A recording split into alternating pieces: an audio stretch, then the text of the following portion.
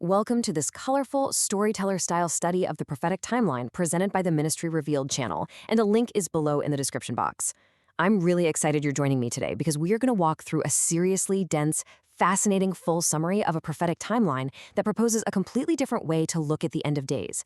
If you love deep scriptural connections and exploring how different biblical puzzle pieces might fit together into one cohesive, massive structure, then this study is absolutely for you. Today's study provides a full summary of this intricate scriptural timeline. But first, prayers for the Watchmen channels are very much appreciated. And give a hype and like, please. In our time together today, we'll start by defining the 14-year tribulation period, decode the distinct audiences of the Gospels, and look at two entirely different prophetic weddings. After that, we'll examine the sowing of tares, how that directly impacts the 1,000-year millennial reign, and finally, wrap the whole thing up with the ultimate battle and judgment. All right, let's dive right into Section 1, the 14-year tribulation. We're going to map out the fundamental framework of this timeline as interpreted by the source. So, traditionally, a lot of folks are familiar with the idea of a 7-year tribulation, right? But the Ministry Revealed channel actually proposes a much longer 14-year timeline, and they construct this from historical and prophetic precedents found throughout the Old Testament. They draw heavily upon the biblical narrative of Abraham to illustrate this. It's like a giant puzzle. Think about Abraham waiting for a promised son. He had Ishmael first, which, in this interpretation, represents 13 years of waiting, human effort, and frankly, a lot of turmoil. The text notes that exactly 13 years passed between the birth of Ishmael and the time God made his covenant with Abraham. Then, in that 14th year, the ultimate promise arrives with Isaac. The channel applies that exact numeric blueprint to the end times. They're arguing that there will be 13 years of tribulation events, a period of intense global turmoil, leading to a pivotal 14th year. This final year is marked by Christ's return to the Mount of Olives, kicking off a 1-year preparation period that mirrors the days of Noah, and capping off with a 10-day sounding of the final Jubilee. Moving on to Section 2, the gospel audience is revealed. Let's decode this prophetic blueprint and see how these 14 years are structured. To fully grasp how those 14 years unfold, the source outlines how each of the synoptic gospels was written prophetically to a distinctly different audience. This is where the channel's interpretation gets highly specific and really interesting. Instead of just viewing Matthew, Mark, and Luke as different historical perspectives of the exact same events, this study suggests reading them as a chronological roadmap of the end times. The channel asserts that apparent gospel contradictions are actually a timeline detailing pre-tribulation, mid-tribulation, and post-tribulation events. According to their study, the Gospel of Luke speaks specifically to the Gentiles, or the bride, which represents the pre-tribulation phase. Then, the Gospel of Mark is directed at the great multitude during the mid-tribulation period. Finally, Matthew is interpreted as being written specifically for the Hebrews, or the 12 tribes, outlining post-tribulation events. By reading them in this sequential order, Luke, then Mark, then Matthew, the source argues that the entire 14-year timeline just clicks right into place. Which brings us to Section 3, the two prophetic weddings. This is literally a tale of two brides. By separating these gospel audiences, the source reveals the existence of two distinct prophetic weddings occurring at very different points in the timeline. Since the Gospels address different groups, the parables within them must be pointing to distinctly different events. So we can compare the pre-tribulation wedding of Luke with the post-tribulation wedding of Matthew. For the Luke wedding, because it represents the pre-tribulation Gentile bride, the parable talks about guests taking the lowest room and being invited up higher. The channel interprets this as a beautiful picture of being caught up to heaven before the real chaos begins. On the flip side, the Matthew wedding is a post-tribulation event that strictly follows an ancient Hebrew 2-stage betrothal process. In that culture, a formal betrothal happens first, placed at the start of that 14th year, followed by a strict 1-year separation while the groom prepares a place. Ultimately, it culminates in the final physical wedding ceremony when that year is up. The source points to the famous quote in Matthew 25, "Watch ye therefore, for ye know neither the day nor the hour wherein the Son of Man cometh." Now, usually we hear this applied to a pre-tribulation rapture, but the crucial point here is that this unknown day and hour anchors the final Matthew wedding to the end of a 1-year preparation period. Because Matthew is the post-tribulation gospel in this framework, this unknown day actually marks the end of that final 14th year.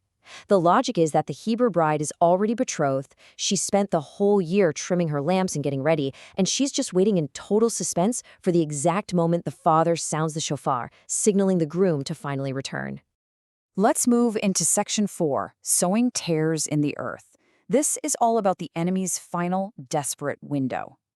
As this timeline approaches the 14th year, the source explains that Satan is cast down to earth for a condensed, highly chaotic period of 2.5 years. Knowing his time is incredibly short before being bound in prison, the enemy actively sows tares into the world. The source defines tares as the seeds of wickedness and rebellion sown right among the wheat. To really grasp this, you have to look at the agricultural reality. Historically, tares, or darnel weed, look exactly like healthy, life-giving wheat while they're growing in the field. You literally cannot tell them apart until they fully mature and bear fruit. And that's when you realize the darnel is entirely poisonous. The source teaches that Satan uses his remaining time to meticulously plant these spiritual weeds among humanity to corrupt the upcoming era. This deceptive trap sets the stage for Section 5, the millennial reign explained, the kingdom of heaven on earth. Let's see how this builds into the millennial reign, a 1,000-year period where God physically rules from Jerusalem. But a really fascinating question arises from this teaching. If God is physically ruling the world, sitting right there on the throne, how can rebellion and death still occur during the millennium? It's a genuine paradox. Why would anyone ever choose to rebel when perfect divine governance is literally present on earth? The source explains this by going right back to the tares. Those seeds sown by the enemy during his short window, they don't just vanish. They continue to grow quietly alongside the wheat for the entire 1,000 years. This is the tragic design of the enemy's final stand. The Lord sows the good seed, the righteous who rule with him, but the enemy's children are also present, and because they look just like wheat, they grow up alongside the righteous, silently passing down their subtle rebellion, generation after generation, for a whole millennium. The channel supports this directly with a quote from Isaiah 65.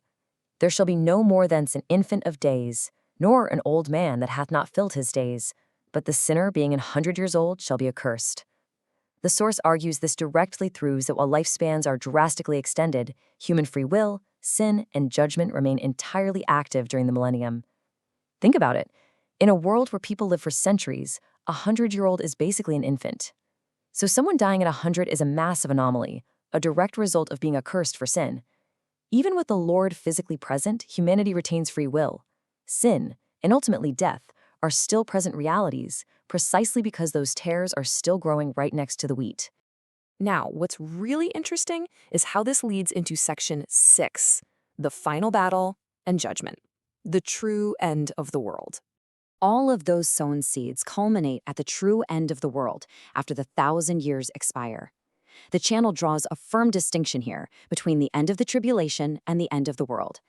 They outline this terrifying final sequence where Satan is briefly released to gather the fully grown tares for one last doomed rebellion.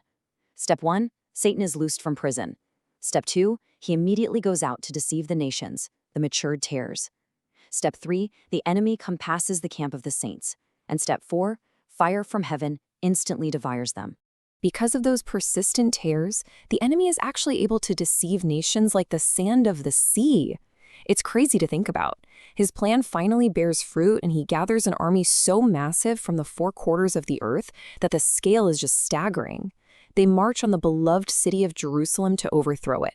But God ends it instantly with fire from heaven. There's no drawn-out campaign, just a flash of purifying fire. Following that immediate defeat, Satan, the beast, and the false prophet are cast into the lake of fire forever, permanently ending their influence. To put that into perspective, the source posits an intriguing numeric symmetry here, suggesting the global population at this final judgment might mirror the 8 billion people present before the flood and the tribulation. It's a compelling mathematical theory. Just as there were roughly 8 billion people before Noah's flood, and roughly 8 billion today as we approach the tribulation, there might be exactly 8 billion people at the very end of the millennial reign. For the source, this pattern perfectly balances the scales of judgment across all 3 distinct eras of human history. And this brilliantly illustrates the ultimate triumph of God, sweeping away the final traces of rebellion and ushering in eternity. The velvet curtains of this prophetic study finally close. The mystery is finished, every tear is dealt with, and the new Jerusalem descends, perfectly resolving the timeline. We move from the intense 14 years through the 1,000-year testing ground and straight into the flawless eternal state. Which leaves us with a really provocative thought. If the ultimate sequence of judgment is already written within these parables, what spiritual seeds are we allowing to take root in our own lives today? Are we the wheat, eagerly awaiting the bridegroom, or are we allowing the tares of the enemy to slowly grow in our hearts? Thank you so much for joining me on this full summary of the Ministry Revealed channel's timeline. Remember, the link to their channel is below in the description box, so definitely check them out. Have a great day, and I'll catch you in the next study.